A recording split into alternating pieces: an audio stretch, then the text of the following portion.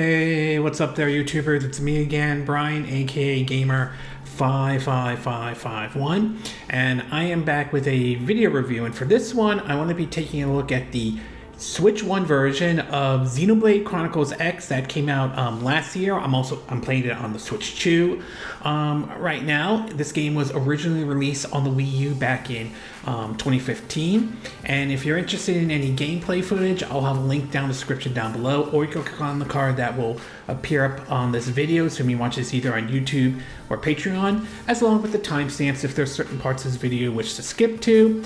And for parents out there, it's worth pointing out that Xenoblade Chronicles X is rated T for teens, ages 13 and up by the ESRB rating system though. The Xenoblade Chronicles series is sort of, in my view, have always been sort of an interesting series. How it started out started on the Wii as part of a lot of these, interesting RPGs that was being published or developed by Nintendo, along with The Last Story in Pandora's Tower. How NOA had no plans, Nintendo of America had no plans to bring these games over here to the US, which prompted basically the push for Operation Rainfall that eventually got these games over to the US and all.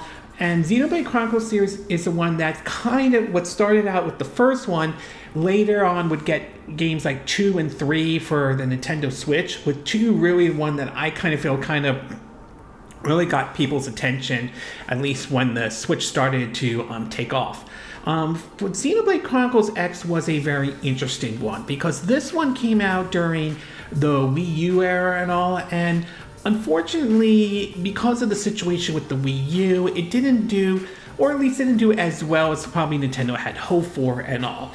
And when we started to see the series, as I mentioned, started to make its way over to the Switch systems with Xenoblade Chronicles 2 in like 2017, and of course when we then got 3, and we started to get, a remake of the first one under the name Definitive Edition, there were some who were hoping to see, X make its way over, since we were starting to see a lot of Wii U titles make their way over to the Switch system, whether it's the Wonderful 101, to Bayonetta 2, to, Super Mario 3D All-Stars and all. Xenoblade Chronicles X was certainly one of those titles people like to see. At the time, there was discussion whether that game would or would not make its way over to the Switch systems at all, as there were reports of a comment making that the developers, Monolith at the time, weren't really sure about.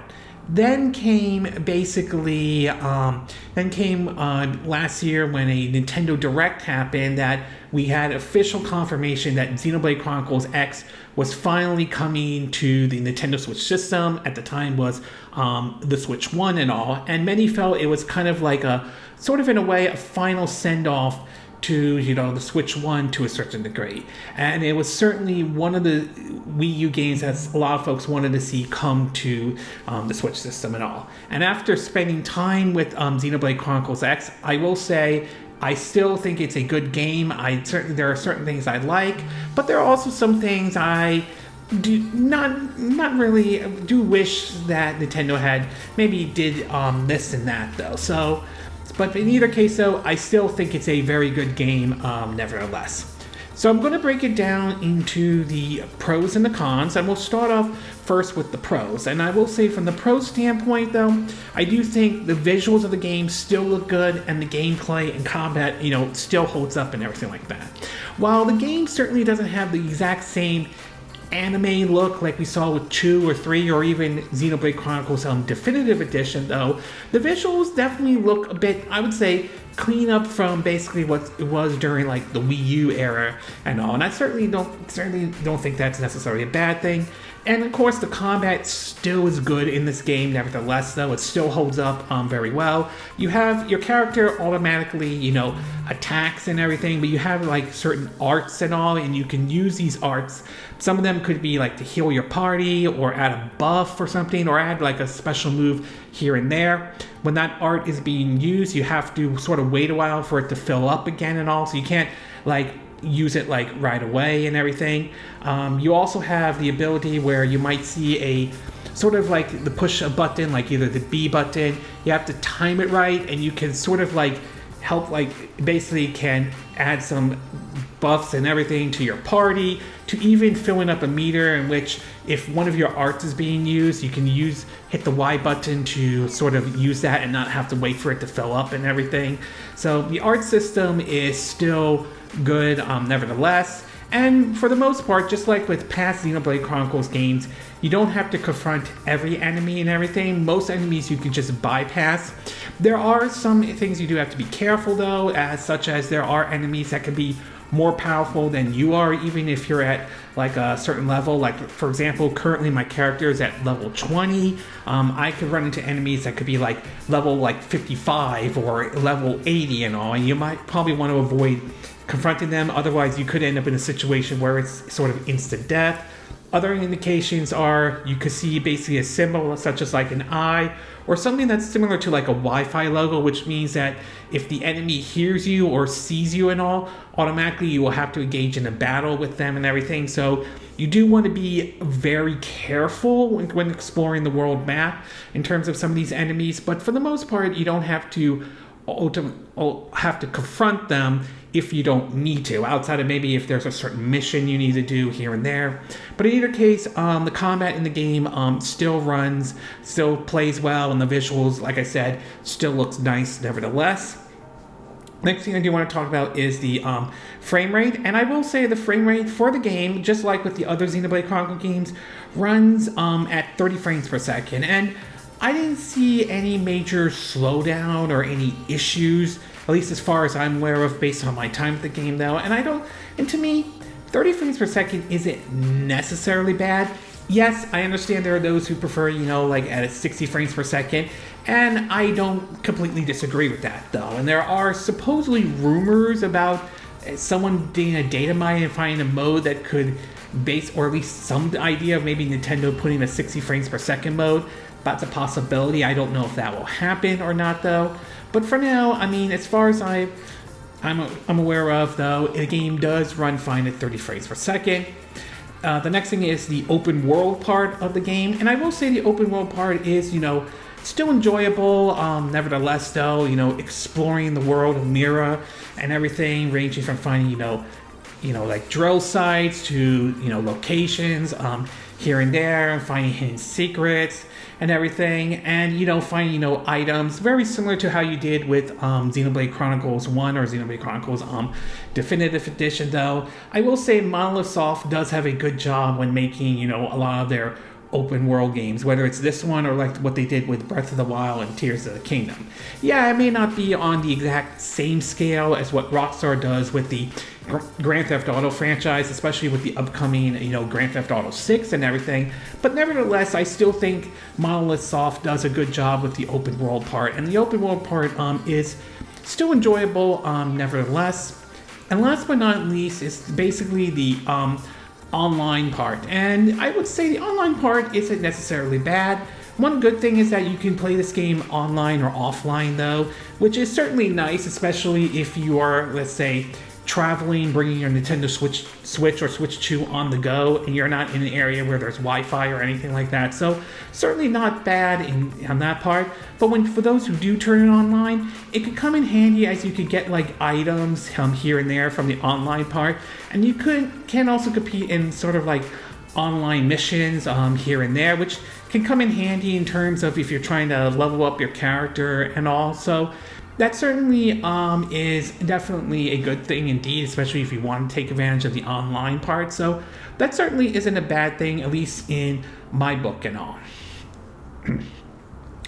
As far as the cons go, I will say the cons I will point out is, one part I will point out is the visuals. Now, as I mentioned before, I think the visuals of the game look good, and I certainly don't disagree with that though. I think they're not at all for anything like that.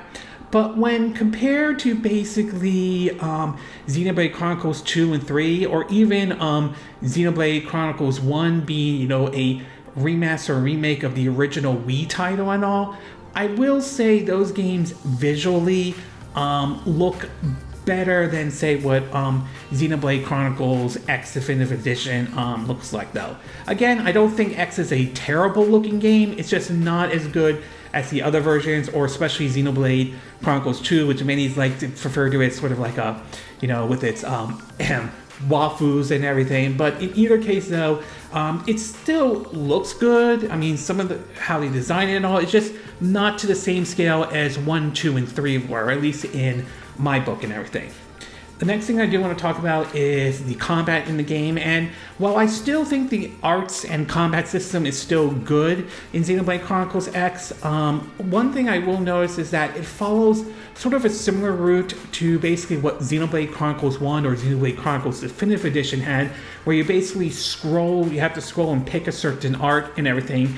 This is different than, say, what 2 and 3 had, which basically you could assign the arts to any of your buttons, you know, A, B, and X, Y on your controller and all, which I think it would have been nice at the very least with this version, though, that they at least gave you the option to switch between, you know, the traditional art combat they had when the game originally came out, to basically if they want to switch it to something like what they saw in Xenoblade Chronicles 2 and 3. So I'm a little disappointed they didn't do that in the game. I don't think it ruins the game or anything like that, though, but I will say it is a little bit unfortunate they didn't at least have that option available for basically this game and all. Another thing to point out is that the music in the game is, I would say, odd, let's just say. Not bad, but odd. The music comes off as, at least when it comes to combat to a certain degree, it's just some of it feels like something I would hear from the music group Linkin Park or Evanescence, if I'm saying the name correctly. So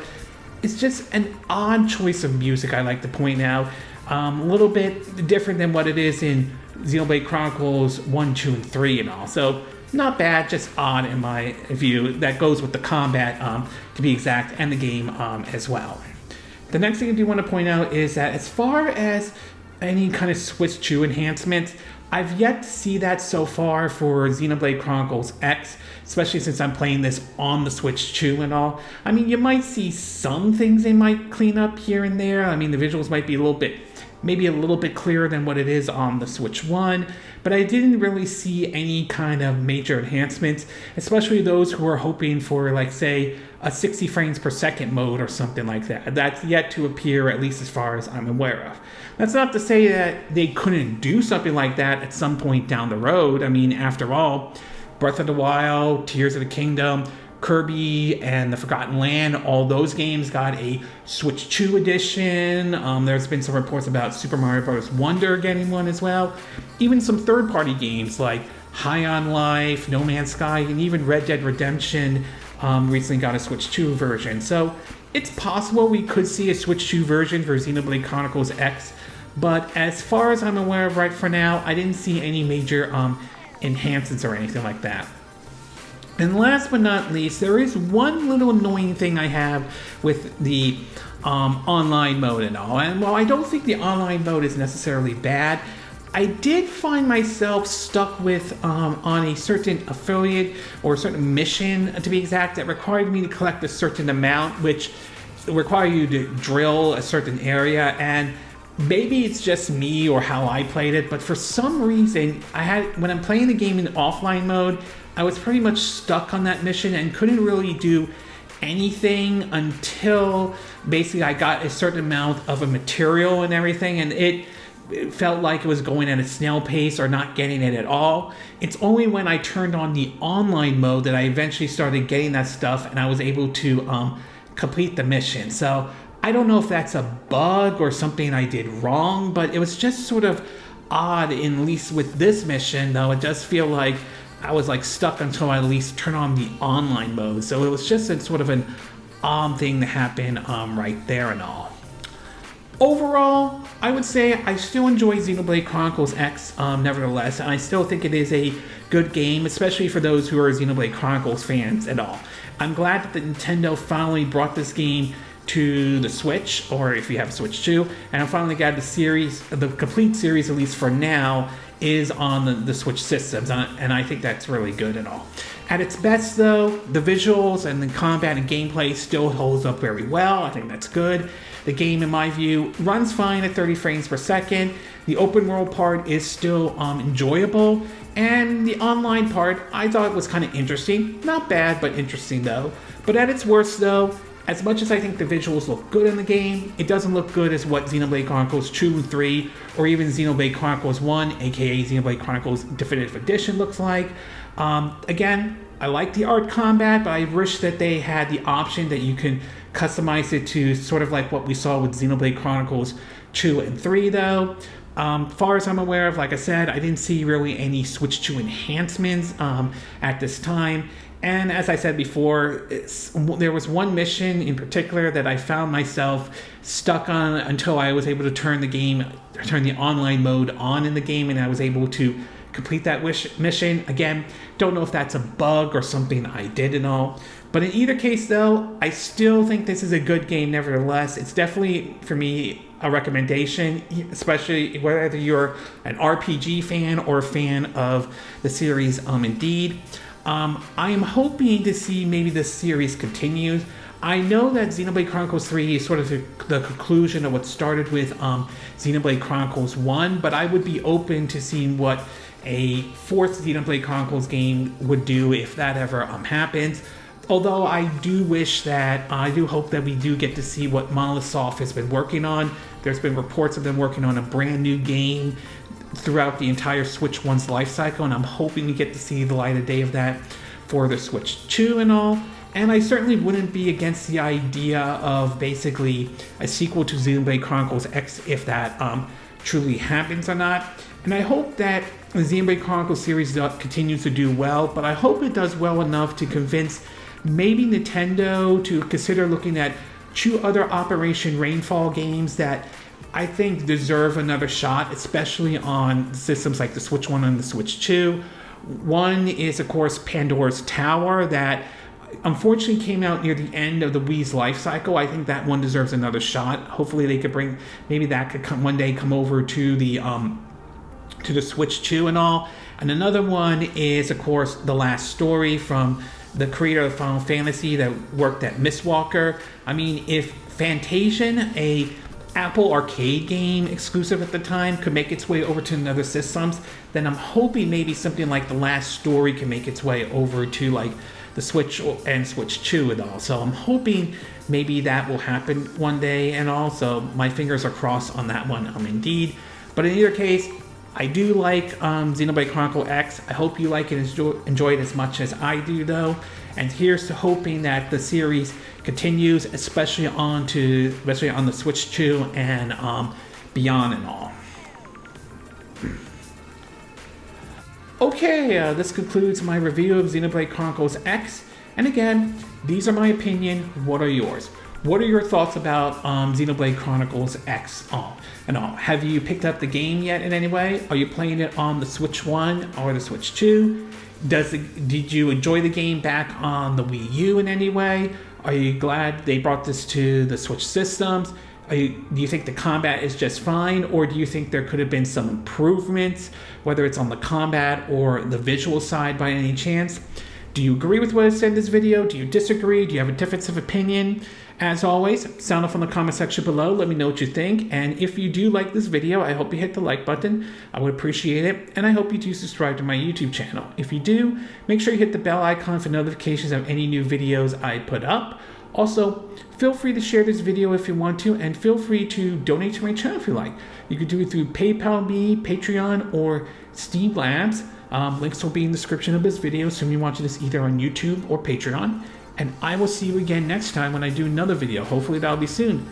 Until then, from Southern California, I wish you all a good day then. Bye!